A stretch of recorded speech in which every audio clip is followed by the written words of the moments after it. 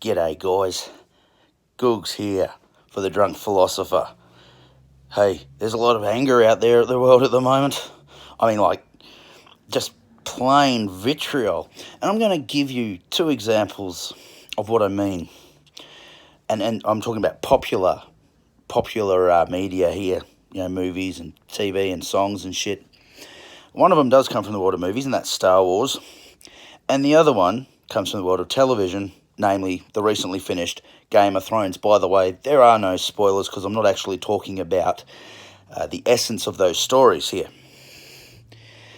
There's a true saying, okay? Good news never made a paper sell, right? It's a true saying. People want to feel something. They want to feel usually angered by something. Like, so you'd watch the news, like back in the day when I was a kid, you'd watch the news and they'd have, horror car smash, somebody's hurt someone else, this council's ripping off a group of ratepayers. Then you'd have the sport, then you'd have the weather, but they'd always finish with a feel-good story about somebody's puppy being found, even though it wasn't really lost because it was hiding in the old rainwater tank down in the backyard. Okay? But there'd always be that finish on that high note to say, yeah, okay, there's a lot of bad shit happening, but now, there's good shit happening too, right? People can be happy, people can enjoy themselves. Let's have some fun. Now, getting back to the Star Wars and the whole Game of Thrones thing, it's interesting. Now, if you look at a lot of, especially on YouTube and social media and things like that, episode 7, a lot of people said, Ray's a Mary Sue, all that sort of crap. And they were going, it's terrible. Now, I didn't mind episode 7, okay? It wasn't a bad movie as far as I'm concerned. It's a fantasy movie, a bit of sci-fi, but mostly fantasy set in a galaxy far, far away, right? And a long time ago. So, you can do whatever you want with it, really. George Lucas doesn't have the reins. Fair enough. You couldn't expect a similar sort of experience as, say, episodes 4, 5, and 6. Then again, George Lucas was under control when it was 1, 2, and 3, and they were completely different movies to the originals. So anyway, episode 7 comes along, and there was a lot of, I don't like it. I thought it was all right. I didn't mind it at all. The fact that Ray somehow manages to fly the Millennium Falcon and use a lightsaber effectively, and then you look at Luke Skywalker, who manages to hit, a 2-meter wide bloody thermal exhaust port, destroying the Death Star. Like that wasn't a MacGuffin setup for Luke Skywalker's character. Luke Skywalker, somehow manages to snag a rope over, a grappling hook over a very high pipe to swing across a chasm, does it first time. There's a lot in there that you could say, well, Luke Skywalker in episode 4 was a bit of a Mary Sue too, but obviously your lead character is going to be a bit of a Mary Sue because they have to survive. There's no good if they don't survive, right? So they have a lot of luck.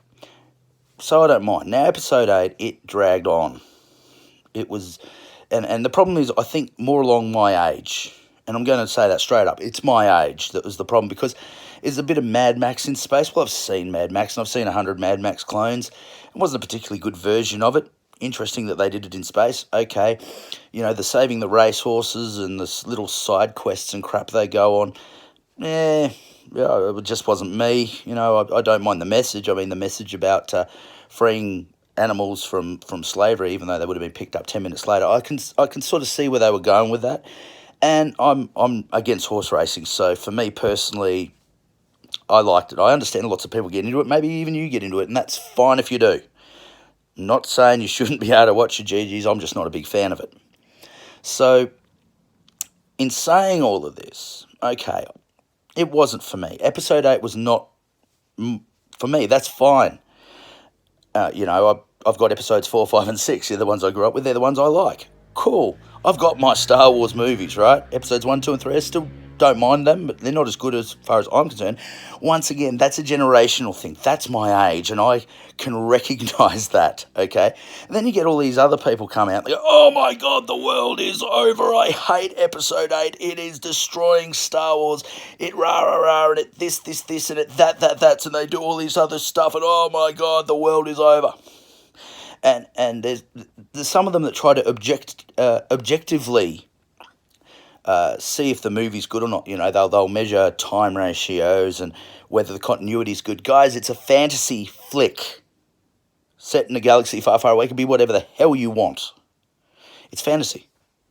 The problem is, especially for people my age, the other problem is we all grew up with the expanded universe, right? So, the Timothy Zahn series and Young Jedi Academy and things like that. So we've got it in our minds that that's the way the universe was supposed to follow after episode 6, right? And everybody's going, oh, they should have done this and they should have had Mara Jade and they should have... Well, that hasn't been canon for over 15 years, guys. Come on. George Lucas basically nixed that at episode 1. So it'd be 20 years. Jesus Christ. I'm getting old. No, not getting old, not swear. I swear I'm not getting old. And it's fine, okay. You can do whatever you like. It's a fantasy universe. You can't look at it objectively. That makes no sense. It's fantasy. For God's sakes, there's weird force ghosts and there's this power called the Force that allows you to do all kinds of wicked trickery and mind tricks and shit like that. Telepathy and, lifting rocks. Oh, but I want my continuity to be correct. Come on, guys. But, hey, I don't like episode 8, but I just don't like episode 8 because I'm a bit older and I've seen my Star Wars movies and I don't have to like it. It's for the new generation. Let them like it. I think that they should. And let that be a gateway to watch episodes 1 to 6. Fine. And, hey, that's their movies. My kids grew up on episodes 1, 2, and 3. They're their favourite Star Wars movies. Fair the fuck enough. But all these outrage mobs come out and they're making money. Because in the same vein, I don't know if they realise this, but in the same vein as the newspapers make money off bad news and controversy and just getting people riled up, exactly the same thing is happening with some of these people on the YouTube, and their count has gone from 100,000 to 600,000 followers and subscribers, and of course they're going to have to keep the outrage up now because that's the way they make their money. So every time there's a new Star Wars movie or whatever it is, outrage, so that people can feel righteous in their indignation, I guess. Then you got Game of Thrones, right? Recently finished Game of Thrones. And everyone's going on how terrible the last series was. Now, I'm going to be honest, I really enjoyed it. But they go, episodes 1 and 2 are all right. Then you get to episode 3, the Battle of Winterfell. And once again, no spoilers here, but, they set up the battle lines in particular ways. Oh, they shouldn't do that. They shouldn't do that. Oh, it's not realistic. And it's like, motherfucker, there's 2 dragons. No, there is 3 dragons. Because there's a dragon on the Night King's side. There's 2 dragons on the good guy's side. Dragons. I want realism. Dragons are real. I mean, come on, motherfuckers, really? And the Night King has a whole army of zombies, but I want realism. And it's a fantasy world. Whatever. I thought it was quite an interesting sort of idea. I think it was a bit dark, but I still enjoyed it. The imagery of things that went down in there was okay. I didn't mind it. And now people are crying because the last episode happened. And things panned out the way they did. And, it's not the way I envisioned it. It's not the way I wanted it to be. It's not the way it should have been. Not that they ever tell you the way they think it should be, because it's about outrage. It's about selling you the drama. And then, of course, the media companies who've got a vested interest, especially companies that are involved with, say, HBO or Disney. And these days, who the fuck isn't involved in Disney in some way or another? Of course, they're coming out and they're going, oh, no, it was a great movie, and all these haters and all these, hashtag you're an arsehole or whatever it is, hashtag feminism. And they come out and they're doing that. But it's interesting because what you're seeing is a real-life media war. That's really what you're seeing. Because, of course, these media companies who are tied into these other companies through a parent company, right, are going to bat for their side.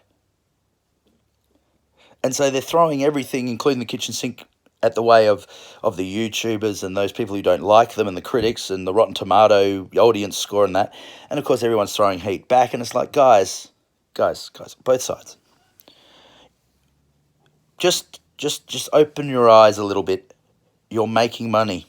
That's it. This is business, right? So you want to keep your subscribers, you have to keep them angry.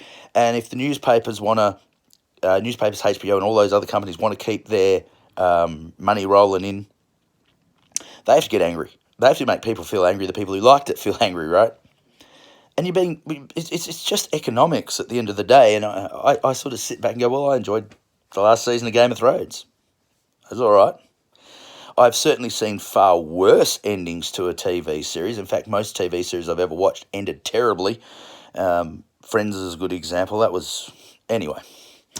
And, you know, there's only one TV show, though, I think that actually ended brilliantly, and that was MASH back in the day.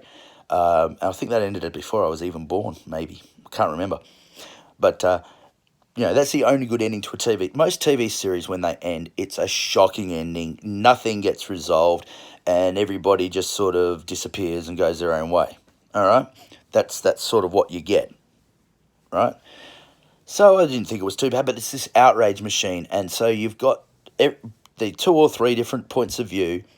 Outrage, angering their watchers, and their watchers get angry at the... You know, like the YouTube people who get really angry, their supporters are getting angry at the movie, and then the other side who like the movie, who read, say, the mainstream media, they get angry back, and we are literally getting angry at each other, like the average punter, you and me. We're getting angry over nothing. Literally nothing. We are being made to feel angry. What's the point? And I mean that. What is the damn point? Now, there is another way of looking at this, and I'll probably get into that in a video later down the track, maybe. I can't guarantee. You know how good I am on this channel. I come and go as I please. But I'm up to 33 subs now, so thank you very much for the subscribers. If you like it, like, share, press that little alarm bell, because, like, I make videos when I feel like it. So until next time, ladies and gentlemen, may the force be with you, and may you sit on the Iron Throne, or something. I'll catch you guys later. I'm Googs. This is my drunk philosophy. Uru.